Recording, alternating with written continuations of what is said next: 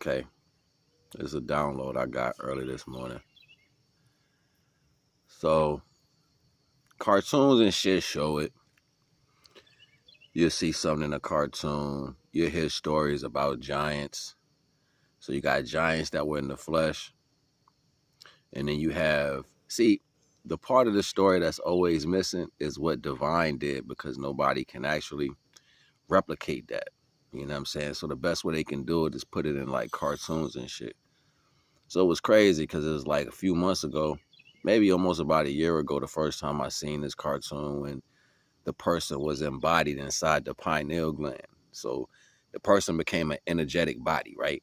It's like super, super big. Like it was an energetic body. It was all energy.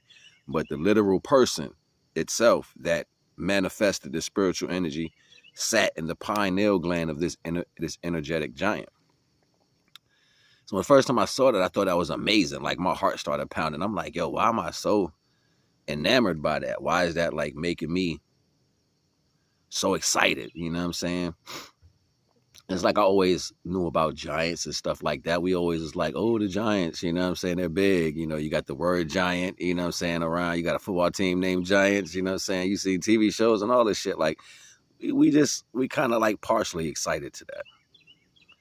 So I really pay close attention to my spiritual energy when it responds. Because whether y'all know it or not, your spiritual energy is a body of its own, and it's your higher self, and it's been telling you what to do for a long time. You know what I'm saying? It's your spiritual energy. It has a mind of its own.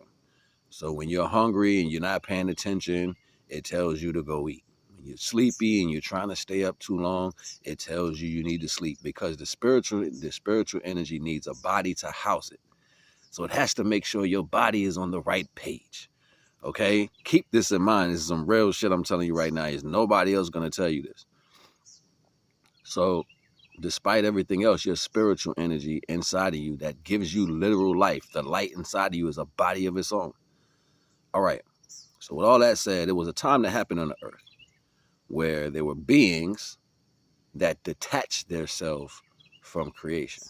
They were created, but they were created through certain, like I said, divine creates good, bad, and indifferent, yo. So at some reach, some of the, like water splashes up on the beach. It don't go back into the ocean. It just splashes up, right? So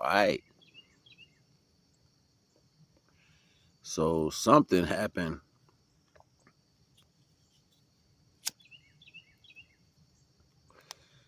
These particular energies, or you can even use the whole,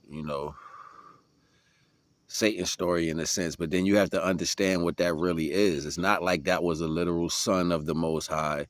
That was an angel. That was one of the first angels that was given free will.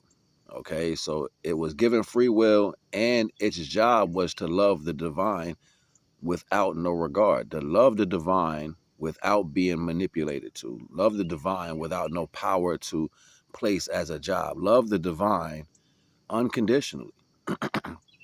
And the reason it would love the divine unconditionally is because the Most High would show it all its majesty. The divine would show it everything that it created, everything it was able to create, everything it's done over long periods of time. So this individual angel knew everything about the Most High. So this is where envy comes into existence. This is where jealousy comes in. This is where I want to be better than you comes in at. You know what I'm saying? Because it knew everything about the Most High, and it could love the Most High unconditionally. So this is how it turned away and fell. So now let's put that to the side. So we start speaking about, energies that fall, that try to be giant, that try to be divine, that try to be God. So this means these energies that fell, they know all the knowledge of the Most High. They know everything the Most High created, how it was created, with what time it was created. So they can go stand in some of these places and play like what? Like God. And it was a time on this earth where these energies was already at its precipice, and so many times over, destruction was going to play a part, and there was going to be a transmutation of divine souls to controlled souls, right? So what would happen was the people would come together, and you would see what we call a halo around the head, or the light around the being, or the auric field that you see around the being. These energies only grew to become a part of something else. So as you was understanding that these things was taking place, or watching this change in your life, this energy would grow, and it would grow and connect to a body. It would grow and connect to a spiritual body that was giant. It was so large. It was like the biggest thing ever. You know what I'm saying? So that body, you know what I'm saying, that body would set the motion of everything in the earth back. So when you look at the Egyptian stories, they show you Mayat and Geb. You know what I'm saying? Mayat being the dome and Geb being the earth. Well, out of all the women, Mayat came. And out of all the men, Geb came. You know what I'm saying? This was the spiritual energy that rose. And it fought off all the fallen giants. See, they don't never tell you about that part of the story. They want to keep you away from the light understanding. They just want you to believe it's only this energy. So therefore, you would easily migrate to that energy first and foremost. So you start choosing things to satisfy issues without the connection to the Most High. Like, so it's like, if I can manipulate you to do things in a way that's not connected to the source, then that satisfies the notion. So as long as I got you over here doing this, you know what I'm saying, you're not connected to the divine.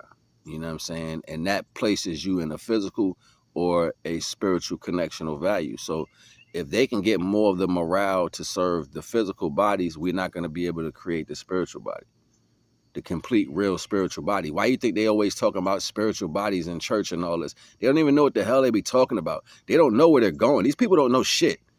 Okay, mostly they don't know shit. They're repeating things, and they don't know how to connect it. It's like saying, I got to erect a set, right? I got to erect a set. And this piece right here is all thou holy, but I never use it. You know what I'm saying? Like, or it's a process to bring these things together, but they never use it. You know why? Because they don't know how to really connect the spiritual body. They don't even know what that is. They just like to read words that somebody told them. Everything in this world is a physical application. It's a physical application. Like, so the capabilities of what the probabilities was, the woman, she creates a stomach that houses a baby. So automatically the spiritual energy of all women would be that. So that's why Mayat became the dome.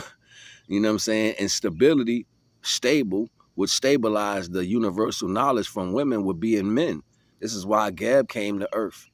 You know what I'm saying? But ain't nobody gonna tell you none of this shit. They ain't gonna tell you none of this shit. They're gonna try to break down what was left behind so they can explain it to you that way. And that ain't even reality, but that's just a short. I'm probably gonna do a live on this right here, you know what I'm saying? But yeah, you already know the vibes. I ain't trying to hold you, just trying to show you something. Naga.